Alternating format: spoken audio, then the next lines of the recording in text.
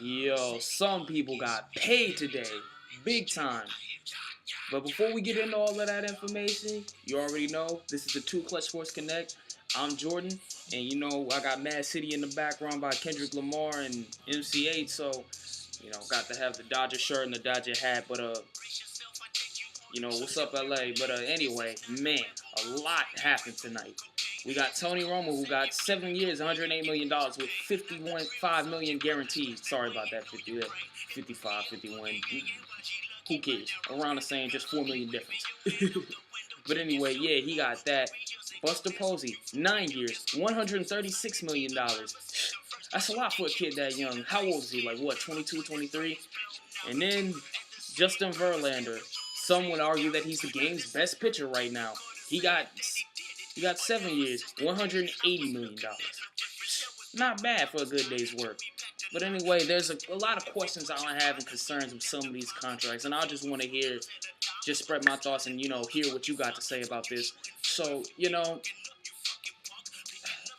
first things first, let me just get football out of the way real quick. Tony Romo has an allergy to this thing that we all know and love. It's called consistency, and every time I seems like I turn on a Tony Romo highlight, he's either been the most amazing thing I've ever seen, or he's throwing like 7 pick sixes. And it's like, God damn, man, when you make up your mind on what you're going to be, whether you're going to be consistent or not, that's annoying as hell. So, I worry about that, especially when you're going to pay him $55 million just guaranteed. And it's just like, what has he done? Like, it's not like Joe Flacco's got his chip now. And, you got Tom Brady and Peyton Manning and all these other great quarterbacks that have their Super Bowl ring. Ben Roethlisberger even comes to mind. There's a lot. Everybody else seems to have their rings. And you're going to pay this man that much money? The Flacco contract, I didn't have a problem with when that got signed about a few weeks ago. And, they gave him all this money and everybody was complaining. It's just like, look, the dude's been good in the playoffs and he got them their chip. He got them their Super Bowl ring. So that can't be that bad. But this guy who, when's the last time you've seen the Cowboys in the playoffs?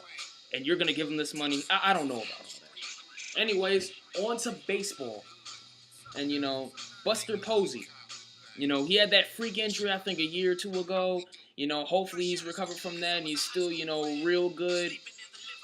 But a part of me wants to worry about his durability because, he's a catcher. You got to take a lot of punishment back there. And then to commit, 9 years, $136 million to that dude, it's a lot,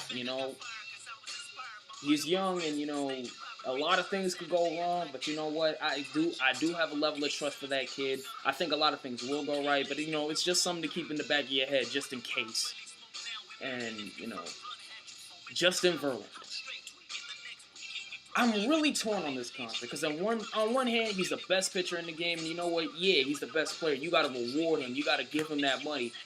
But at the same time, he's 30.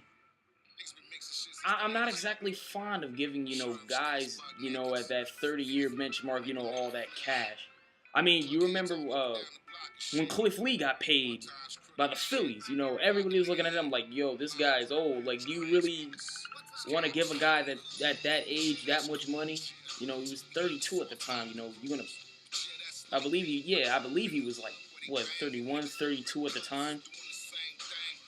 You don't want to pay, like, players like that because look at the Yankees, for example. They got all these old guys who are going to be locked up. I mean, look at CC Sabathia. I mean, yeah, he's been decent, and he's actually not even decent. He's been good, but he hasn't pitched like an elite guy since he was in Milwaukee off of that trade. So I worry about that a little bit. A-Rod, don't ask. Just don't ask. Jeter's coming up, although I do believe that Jeter, because of his game, is going to be a little bit better and he's going to age a little bit more gracefully than the other two I just mentioned. But Mark Teixeira, the guy went from hitting like 300 with the Angels in 2008 to 290 to like 260 to like 250, and it's just like, dude, you're making $180 million. I know that you bring the goods defensively, definitely deserving of all those Gold Gloves on his mantle.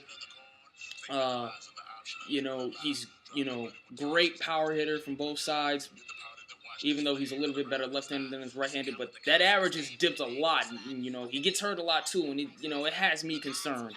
And there's just others because they still have Granderson and Cano that no one knows what they're gonna do. Are they gonna start going into rebuilding mode, or are they gonna just try to just keep winning with what they have? Because I don't know how long this is gonna last for them. But anyway, you got to be careful with stuff like that. So you don't want to become one of these teams who's got all these contracts and huge, and next thing you know, you either have a superstar and you can't go out and get teams to players to help support him and get him to the promised land for the title, and all this other stuff. So it's just a little bit of food for thought. But I want to know, what do you think on these contracts? You think they're well-deserved? You think they paid a little too much? You think they're just playing stupid or smart or whatever? I want to hear about you. And follow me on Twitter. That's at 2clutchsports. Or follow me on my personal Twitter if you ever want to hit me up for something, at SSJ4Jordan. That's right, I'm a fan of Dragon Ball Z. And Dragon Ball GT, whatever the hell you want to call it. I don't know.